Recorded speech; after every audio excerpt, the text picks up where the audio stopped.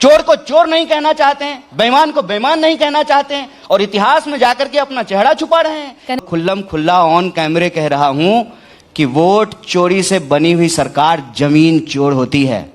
मैं हूं यासर मलिक। क्यों पत्रकारों के घर पे ईडी और सीबीआई हो रहा है? क्यों चैनलों को जबरदस्ती खरीदा जा रहा है? चले इमरजेंसी में वापस। हाँ चलिए ना, एकदम चलिए। तो आपके बाल जो है काले हो जाएंगे वापस। क्या ना याद है नाम? नहीं, मुझे याद आप ही की बिरादरी का है, पत्रकार है। हुआ है ना भाई राज। और आप देख रहे हैं अपना यूट्यूब चैनल YS3 न्यूज। अरे विरोधी कौन सा जो है? मोदी जी हमारा घर का दीवार का ईंटा छुड़ा के ले गए हैं कि विरोधी होंगे हमारे। देश बना ना, 5 बरा की एक, नहीं बना 5 बरा की एक, 11वें फ्रजाइल पोजीशन 5 बरा की एक।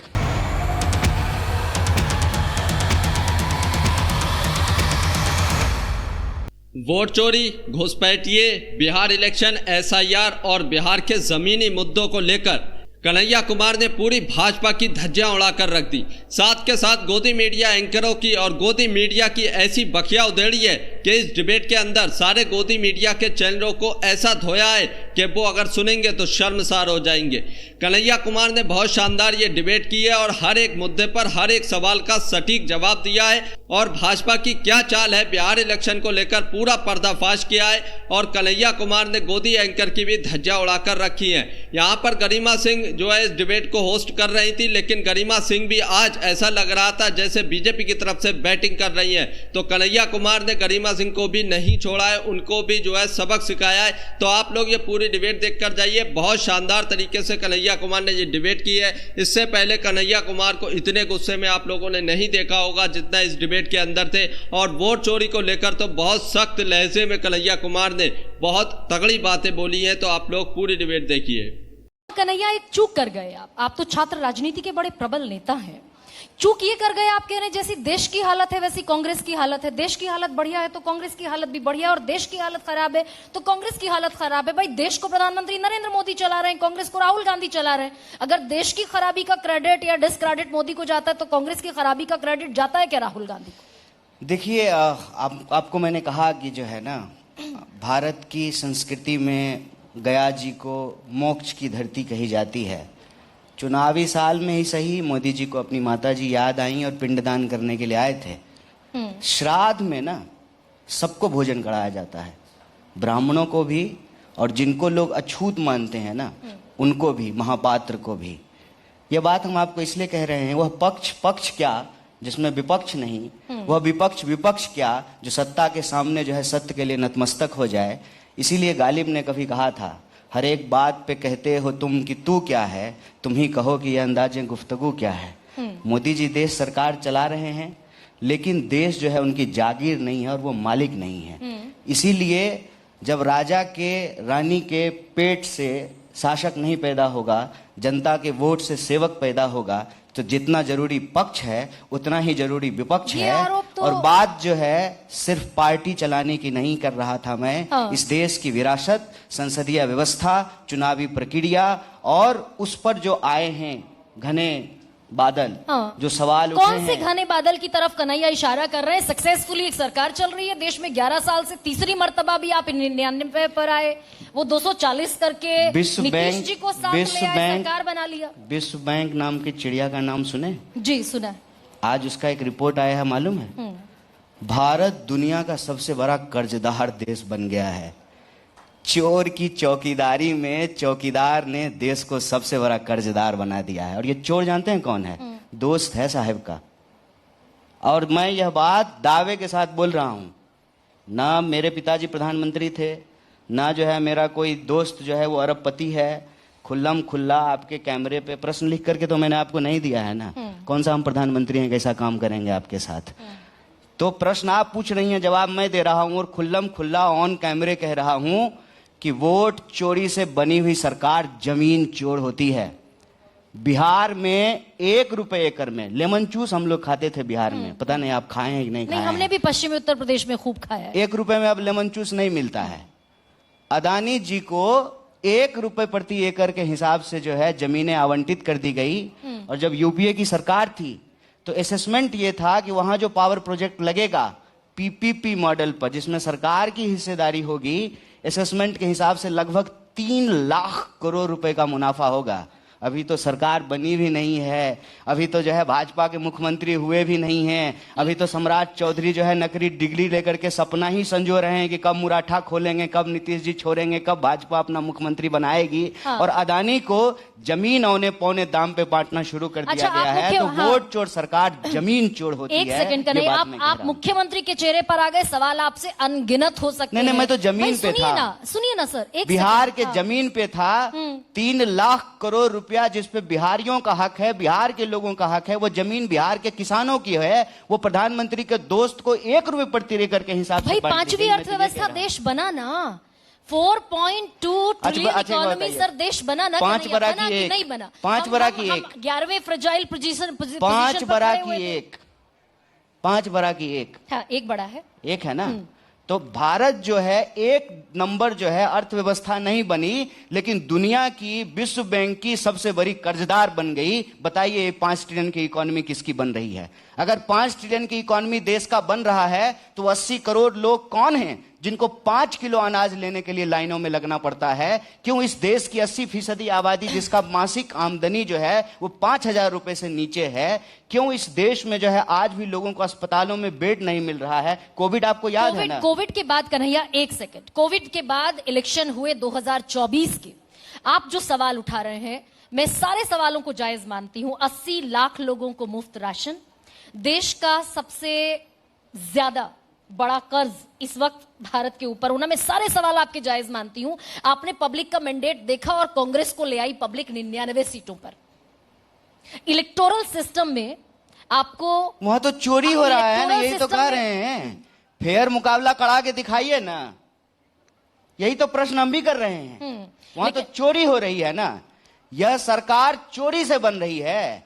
ईमानदारी से अगर सरकार बनेगी तो जो सरकार किसानों की जमीन चुराती है, जो सरकार डिग्रियां चुराती है, जो सरकार नौकरियां चुराती हैं, जो सरकार इस देश के खान खदान चुराते हैं, जो सरकार पोर्ट और एयरपोर्ट चुराते हैं, तो यह सरकार चोरी से बनेगी। यही सरकार जो है जमीन चुरा रही है। भाई जेपी का आंदोलन ना कन्हैया, जेपी का आंदोलन इसी बिहार की धरती पर हुआ, कांग्रेस के खिलाफ हुआ। जेपी जीते, कांग्रेस हारी, इंदिरा गांधी चुनाव हार गई। आप ये कहते हैं कि अगर इतना सब कुछ देश में हो रहा है, विपक्ष में इतनी ताकत नहीं है कि जेपी जैसा एक आंदोलन खड़ा कर दे, अन्ना हजारे जैसा आंदोलन खड़ा कर दे, यूपीए की सरकार चली गई। अच्छा, अन्ना हजारे का तो क्यों ही नाम ले रहे हैं बेचारे का? नहीं, मैं सिर्फ 2 आदमी थे।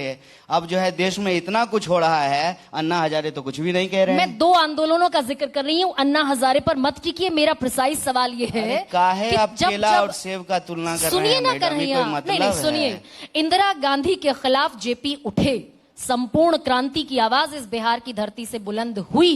कांग्रेस उठे ना, करे संपूर्ण क्रांति। तो क्या लगता है आपको हम लोग सोए हुए हैं? अभी तो हमने जो है 16 दिन की यात्रा की है, वोट चोर गद्दी चोर।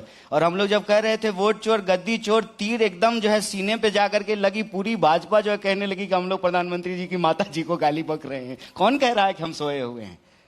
जो सोबत है सो खोबत है, जो जागत है सो पावत है। उठ जाग मुसाफिर भोर भई, अब रैन कहां जो सोबत है। कौन कह रहा है कि हम सोए हुए हैं? 35 अगर विपक्ष सोया होता तो मुझे बताइए कि क्यों जो है दर्जनों लोग जेलों में बंद हैं, क्यों पत्रकारों के घर पे ईडी और सीबीआई हो रहा है, क्यों चैनलों को जबरदस्ती खरीदा जा रहा है, क्यों अभी एक पत्रकार की हत्या हुई है ना उत्तराखंड के, क्या नाम है? क्या ना याद है नाम? नहीं, मुझे याद आप ही की बिरादरी का है, पत्रकार है। हुआ है ना भाई, राजीव नाम है ना, हुई ना पत्रकार की हत्या। 11 सालों में कितने पत्रकारों की हत्या हुई? कम से कम महिला होने के नाते आप गौरी लंकेश का तो नाम सुने होंगे। हुई ना हत्या?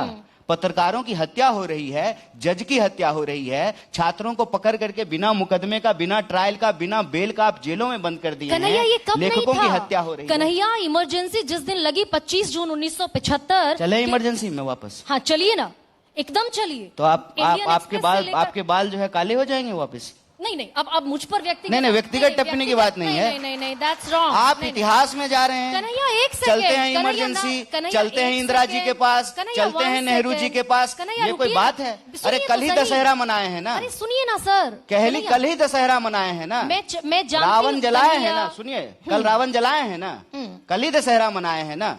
तो रावण तो बड़ा चक्रवर्ती था कन्हैया, सारे युद्ध जीत लिया था कन्हैया। तो रावण की तरफ खड़े हो जाइएगा कन्हैया, कि राम की तरफ खड़े रहिएगा। इस देश को तय करना पड़ेगा कि किसकी तरफ खड़ा होना चाहते हैं।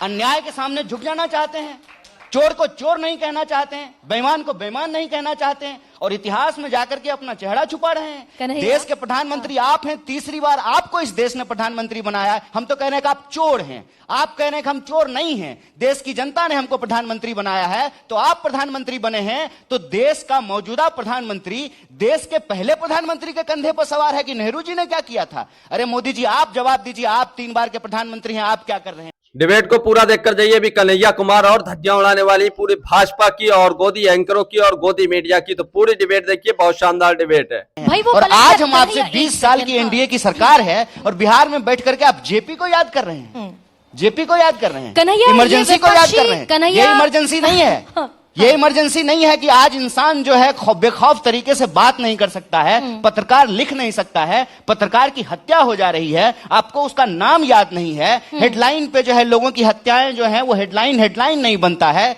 विद्यार्थियों को जेलों में भर दिया गया है, महिलाएं जो है बेखौफ तरीके से सड़कों पे नहीं चल सकती है, बिहार में 3 साल की डिग्री 5 साल में मिलती है, किसी भी अस्पताल में दवाई नहीं है, बेड नहीं है, चूहा शराब पी जाता है। मैडम पीजिएगा, बिहार में जो है, बिहार में चूहा शराब पीता है। 20 साल से एनडीए की सरकार है और आप 90 में चली जाती हैं। कन्हैया, मैं पूछ रही हूं, ये बेईमानी है सरासर, एक सेकंड कन्हैया, ये बेईमानी है सरासर। क्या इतिहास की सारी किताबों को जला देना चाहिए? क्या आप ये कहते हैं कि हमें इतिहास की तरफ से नजरें फेर लेनी चाहिए? मैं डंके की चोट पर सवाल पूछती हूं। इतिहास से कौन कह रहा है कि नजरें फेर लेना चाहिए? इमरजेंसी के लेकिन मुझे बताइए कि जो प्रधानमंत्री, सुनिए कन्हैया, एक तर्कशील व्यक्ति, एक छात्र नेता, देश की सबसे बड़ी यूनिवर्सिटी मैडम, बिल्कुल इतिहास संघ का अध्यक्ष अगर गरिमा सिंह के बालों पर आएगा तो मुझे ये सवाल पूछना पड़ेगा। कन्हैया, इतिहास इसलिए कह रहे हैं ना कि इतिहास के कूड़ेदान में जो हम वर्तमान को ले जाकर के गोते लगवा रहे हैं, उद्देश्य क्या है हमको ये बताइए। और आप इतिहास की बात करते हैं, जो प्रधानमंत्री इतिहास में फेल हो गया हो वो इतिहास बनाएगा, दूसरे के मकान पे नाम लिख देने से वो मकान आपका हो जाएगा। इतिहास जो है ना, किताबों हिस्ट्री के किताब में लिखा नहीं जाता है, इतिहास रचा जाता है, इतिहास बनाया जाता है। और इतिहास बनाने का मौका इस देश ने नरेंद्र मोदी को दिया। इतिहास ने उस इंसान को इतना बड़ा मौका दिया, और इस देश के इतिहास में पहले कभी नहीं हुआ कि एक बार खड़े होकर के रात को 8 बजे उन्होंने कहा लॉकडाउन तो लॉकडाउन, उन्होंने कहा नोटबंदी तो नोटबंदी, लोगों को कहा कि ताली बजाओ थाली बजाओ, तो देश ताली बजाया थाली बजाया, पढ़े लिखे लोग ताली थाली बजा रहे थे कि ताली बजाने से कोरोना भाग जाएगा। इतिहास ने तो इस इंसान को ऐसा मौका दिया, इतिहास ने यह साबित किया कि इस देश में जमहूरियत की जड़ें इतनी मजबूत है कि कोई इंसान अगर झूठ ही सही ये कहे कि मैं चाय बेचने वाला का बच्चा हूं, तो इस देश की जनता ने उसको सर आंखों पर बिठाया, तीसरी बार उसको देश का प्रधानमंत्री बनाया। कौन कहता है कि इतिहास ने उसको मौका नहीं दिया? तो इंदिरा गांधी को भी मौका दिया। अब मैं वापस आते ना, रुकिए, सुनिए, आपकी मैं सारी बातें सुनूंगी, निश्चिंत रहिए, मैं सारी बातें आप तो सुनने के लिए हमको बुलाए हैं। हाँ, मैं आपकी सारी बातें सुनूंगी कन्हैया, लेकिन मैं आपसे ये पूछना चाहती हूँ, इतिहास ने इंदिरा गांधी को मौका दिया, ठीक है, दिया? हाँ, जल्दी जल्दी बोलिए, नहीं तो समय खत्म हो जाएगा। मैं समय से बोलूंगी कन्हैया, सुनिए ना। अच्छा, इतिहास ने इतिहास 15 मिनट बढ़ा लीजिएगा। हाँ सर, बढ़ जाएगा, चिंता मत कीजिए। हाँ, इतिहास ने इंदिरा गांधी को मौका दिया, ठीक है, और इंदिरा गांधी ने बगैर कैबिनेट के अप्रूवल के इंदिरा गांधी ने इस देश पर इमरजेंसी लगाई, ठीक है। आप संविधान की बात करते हैं और मैं मेरी बात में गरिमा सिंह को पीछे रखती हूँ। विपक्ष पूछेगा कि नहीं? नहीं, अब आपका नाम हमको याद हो गया, 3 बार आप अपना नाम ले चुकी हैं। विपक्ष पूछेगा कि नहीं पूछेगा कि जिस संविधान की हत्या की बात करते हैं, कौन विपक्ष है पहले ही बता दीजिए। आपके विरोधी जो हैं, आपके जो ओपोनेंट हैं, वो पूछेंगे कि नहीं पूछेंगे कि भाई संविधान की हत्या इमरजेंसी में नहीं हुई थी क्या? ये पूछा जाएगा। विपक्ष अभी कौन है? बैगेज है ना राहुल गांधी के सर पर। गरिमा जी, अभी विपक्ष कौन है? ओपोनेंट्स आपके विरोधी जो भी हैं वो आपके विपक्षी हैं। अरे संसदीय प्रक्रिया में जिसको बहुमत मिला है, जो देश का प्रधानमंत्री है, सत्ता उनकी हुई ना। हमको कम संख्या है तो विपक्ष हम हुए ना, कि कन्वीनियंटली पक्ष विपक्ष बदल दें। भाई, मैं तो आपके विरोधियों की बात कर रही हूँ। विरोधी सवाल पूछेंगे कि नहीं पूछेंगे? कन्हैया, दिल पर हाथ रखकर बताइए। मैं आपका नाम भी 3 बार विरोधी कौन सा जो है? मोदी जी हमारा घर का दीवार का ईंटा छुड़ा के ले गए हैं कि विरोधी होंगे हमारे? प्रश्न नैतिकता का है, प्रश्न प्रक्रिया का है, प्रश्न संसदीय व्यवस्था का है। व्यक्तिगत उनसे कोई दुश्मनी है क्या? भाजपा वालों से जो हमारा कोई नफरत है क्या? अरे उनका विचार है, उनकी पार्टी है, उनका दल है, उनका सिद्धांत है, वह भी बहुदलीय व्यवस्था में एक पार्टी है। देखिए, इसको ऐसे मत देखिए, ये ना कोई WWF का मैच नहीं हो रहा है कि ये स्क्रिप्ट लिखा हुआ है, यार एक बार हम तुमको पटक देंगे, एक बार तुम हमको पटक देना। बात संसदीय व्यवस्था की है, इस देश की। मान लीजिए हमारा आरोप है कि वोट चोरी से सरकार बनेगी, आरोप को सिद्ध करने का काम हमारा है, हम जो है सबूत लेकर के देंगे और उस पर कार्रवाई करने का काम चुनाव आयोग का है। लेकिन भाजपा कहती है कि नहीं, बहुत ईमानदारी से सरकार बनी है। मान लेते हैं कि भाजपा कहती है ईमानदारी से सरकार बनी है, तो तीसरी बार उन्होंने सरकार बनाई है, 3 बार इस देश की जनता ने उनको बहुमत दिया है। और वादा जो है मोदी जी का, वो हम तो नहीं लिख करके दिए थे, वो खुद ही बोलते होंगे जब वो कहते थे कि हर व्यक्ति के खाते में 15 लाख रुपया आएगा, आया। हर साल 2 करोड़ नौकरी मिलेगी, मिली। 2022 तक सबको पक्का मकान मिलेगा, मिला। किसानों की फसल जो है, उनकी आमदनी जो है वो दुगनी होगी, हुई। महिलाओं पे अत्याचार रुका। क्या इस देश में आत्महत्याएं कम हुई? क्या इस देश का कर्जा कम हुआ? तो अगर ये जो सवाल हैं, यह सवाल जब हम पूछते हैं भाजपा को, तो भाजपा सत्ता है, प्रधानमंत्री देश के प्रधानमंत्री हैं, उनके पास बहुमत है, और विपक्ष होने के नाते यह सवाल जो है हम देश के मौजूदा प्रधानमंत्री से पूछते हैं। मौजूदा प्रधानमंत्री के लिए आप लोग ऐसा बैटिंग करते हैं कि हम लोगों को ऐसा लगता है कि नेहरू जी के नाम पे हम लोग सत्ता चला रहे हैं और मोदी जी जो है विपक्ष हैं, उनके तरफ से आप लोग सवाल पूछना शुरू कर देते हैं कि बताइए नेहरू जी के टाइम पे क्या हुआ था, बताइए पटेल जी के टाइम पे क्या हुआ था, बताइए लालू जी के टाइम पे क्या। अजीब बात है, 20 साल से सरकार जो है एनडीए की है बिहार में, 20 साल से एनडीए की सरकार है। देश में जो है 11 साल से जो है एनडीए की सरकार है। देश के ज्यादातर राज्यों में जो है भाजपा की सरकार है। भाजपा दावा करती है कि हम दुनिया की सबसे बड़ी पार्टी हैं। भाजपा दावा करती है कि हमारे पास अब सबसे ज्यादा ऑफिस है। भाजपा का इलेक्टोरल बॉन्ड के हिसाब से आप देख लीजिए, तो सबसे ज्यादा चंदा बीजेपी को मिला है। कल ही आरएसएस के लोग कह रहे थे कि क्यों नहीं है कन्हैया? मैं 35 साल में देखूं अगर कांग्रेस का ग्राफ, आप तो कांग्रेस की खेवनहार के तौर पर मेरी कुल उम्र ही 35 साल है, हम समझ रहे हैं, कोई बात नहीं है। हम इसको व्यक्तिगत आरोप की तरह नहीं लेते। देखिए सुनिए, आप खैर व्यक्तिगत बनाते हाँ जी, बताइए। संजीदगी से सवाल पूछती हूं। हमको कांग्रेस में आए हुए 4 साल हुआ है, हम स्पष्ट कर देते हैं। 1985 में आखिरी दफा कांग्रेस जीती, 1985 में। ठीक है। 90 से फिर लालू यादव का दौर शुरू हुआ। ठीक है। इन 35 वर्षों में कांग्रेस का रिवाइवल कभी संभव क्यों नहीं हो पाया? मैं तो आपसे बड़ा, ठीक है, ये तो जेन्युइन सवाल लग रहा होगा आपको। अच्छा, तो ठीक है, इसको क्या बिना बात का बात है। हाँ। जिस दिन कांग्रेस का रिवाइवल हो जाएगा ना, हाँ, हम आपको बढ़िया पेस्ट्री खिलाएंगे। आगे बढ़ते हैं, मुद्दे पे आते हैं। मतलब यानी कि कांग्रेस का बिहार में सबसे बड़ा चेहरा आज न्यूज 24 के मंच पर ये नहीं बता सकता कि रिवाइवल दरअसल कब होने जा रहा है। अब बताइए, अब इसका कोई मतलब है? बताइए ना।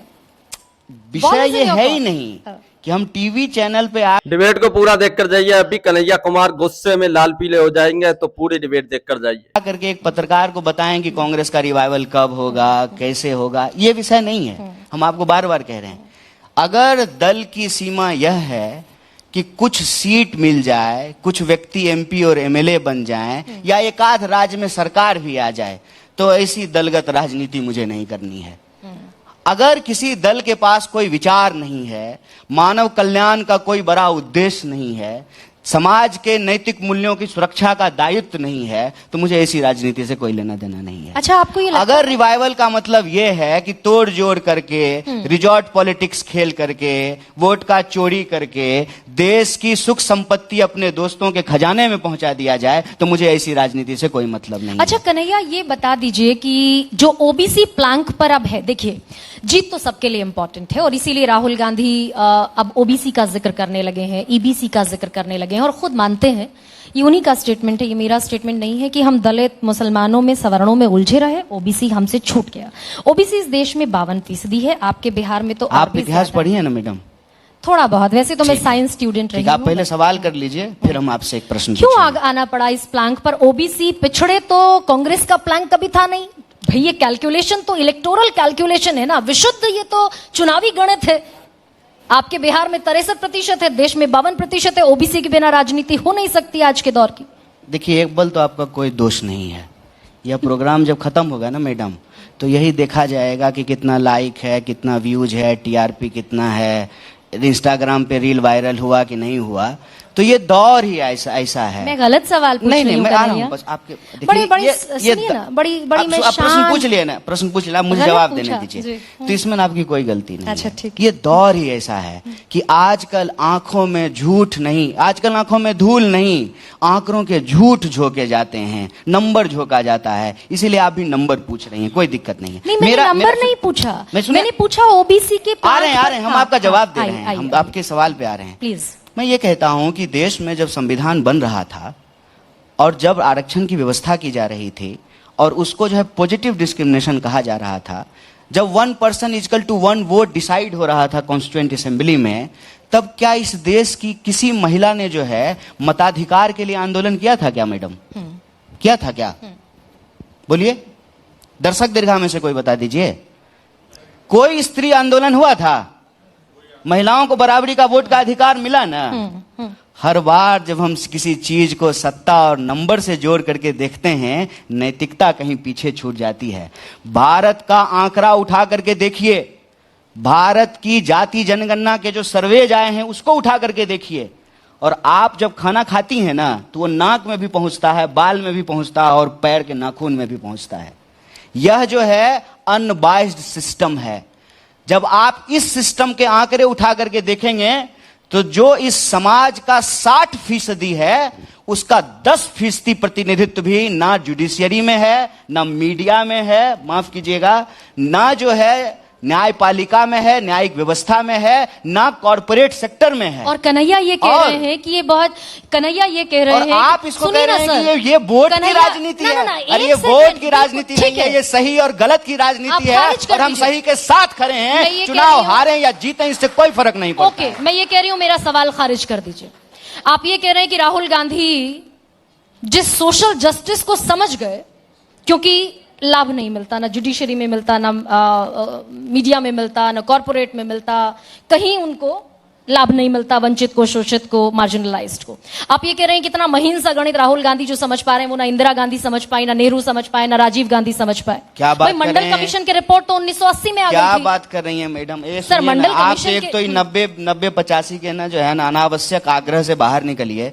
हम आपको आजादी के आंदोलन के इतिहास में आपको ये डिबेट देखकर कैसा लगा, इस पर अपनी राय जरूर देकर जाइए, और कन्हैया कुमार की बातें आपको कितनी अच्छी लगी कमेंट जरूर करके जाइए। लेकर के गए, आपको पूछा भी कि आप इतिहास पढ़ी है कि नहीं पढ़ी है, फिर आपको कॉन्स्टिट्यूएंट असेंबली का एग्जाम्पल दिया कि कैसे इस देश में आधी आबादी को इक्वल वोटिंग राइट मिला बिना किसी आंदोलन का, बिना किसी मांग के, बिना किसी अधिकार का। देखिए, नेचुरल अंडरस्टैंडिंग होता है। आप नेचुरली समाज को देखिएगा, जब तक बच्चा रोता नहीं है तो माँ को भी नहीं पता चलता है कि बच्चा को भूख लगा है। लेकिन इस देश के जो फोरफादर थे, जब वो कॉन्स्टिट्यूएंट असेंबली में डिस्कस कर रहे थे कि भारत के लिए क्या जरूरी है, क्या सही है, तो बिना मांगे हुए लोगों को अधिकार मिला है। हमने आपको पूछा कि क्या महिलाओं ने इक्वल वोटिंग का राइट का अधिकार मांगा था? नहीं मांगा था, फिर भी दिया गया था। और कौन कहता है कि ये महीन सच जो है इस देश के समाज नहीं समझा है? समझा है। और मैं यहाँ पे आपको एक बहुत इंपॉर्टेंट बात आज बोल रहा हूं। बताइए ना। कांग्रेस पार्टी की सरकार थी, भाजपा विपक्ष में थी, और जो हिंदी सिनेमा के राइटर हैं, जिनके गीत हम लोग सुनते हैं, ये मैं जिंदगी का साथ निभाता चला गया, हर फिक्र को धुएं में उड़ाता चला गया, जितने राइटर थे उनको कोई जो है रॉयल्टी नहीं मिलती थी। सारा का सारा पैसा जो है म्यूजिक कंपनी खा जाता था। सारा का सारा जो माल समेट करके जो है, जो मालिक होता है चैनल का, जो मालिक होता है किसी कंपनी का, सारा मुनाफा समेट करके जो है अपने घर में ले जाता है, और बाकी तमाम लोगों को जो है ना मजदूर की तरह, नौकर की तरह, गुलाम की तरह जो है उसका शोषण करता है। और जब वो कानून लाया जा रहा था, पक्ष विपक्ष एक होकर के मुक्त कंठ से जो है उसकी प्रशंसा की, उसको पास कराया। देश में प्रगतिशीलता की धारा कभी नहीं रुकी है, चाहे सरकार वो किसी की हो। और आज हम लड़ इसीलिए रहे हैं, आज हम लड़ इसीलिए रहे हैं कि यह देश 140 करोड़ लोगों का था, है और रहेगा। इसको हम दो हमारे दो के सिद्धांत में नहीं चलने दिया जाएगा। प्रधानमंत्री का दोस्त का जागीर नहीं है देश, ये उसी बात के लिए। तो दोस्तों, आप लोगों ने ये पूरी डिबेट देखी। आप लोग इस डिबेट के बारे में क्या कहते हैं, अपनी राय इस पर जरूर देकर जाइए।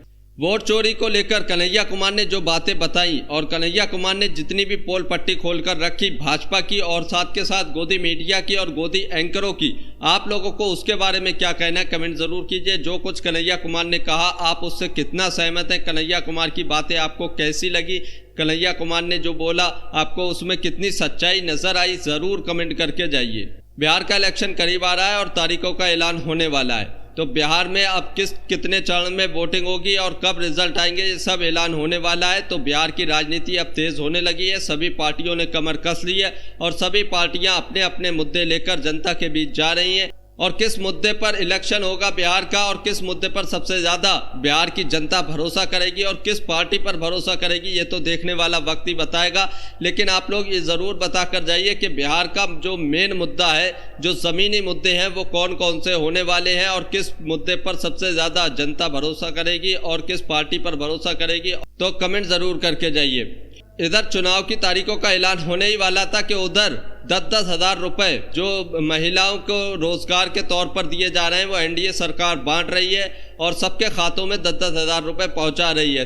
वहीं विपक्ष का ये आरोप है कि आचार संहिता लगने से पहले ही क्यों महिलाओं को ये पैसे दिए जा रहे हैं, 5 साल क्यों नहीं याद आया कि उनको पैसे देना है, उनको उनका रोजगार की जो है व्यवस्था करनी है। लेकिन चुनाव जैसे ही नज़दीक आया और चुनाव की तारीखों का ऐलान होने वाला है तो ये पैसे क्यों दिए जा रहे हैं, क्या ये रिश्वत के तौर पर पैसे दिए जा रहे हैं। ये विपक्ष का बड़ा आरोप एनडीए सरकार पर, जो बिहार में नीतीश कुमार की सरकार चल रही है, उस पर है। और नीतीश कुमार की सरकार 10-10 हज़ार रुपये महिलाओं के खाते में डाल रही है। तो आप लोग इसके बारे में क्या कहते हैं? जो विपक्ष कहता है क्या वो सही है, या फिर नीतीश कुमार की सरकार जो 10-10 हज़ार रुपये महिलाओं को उनके रोजगार के लिए दे रही है तो वो सही है? आप लोग इस पर कमेंट ज़रूर करके जाइए।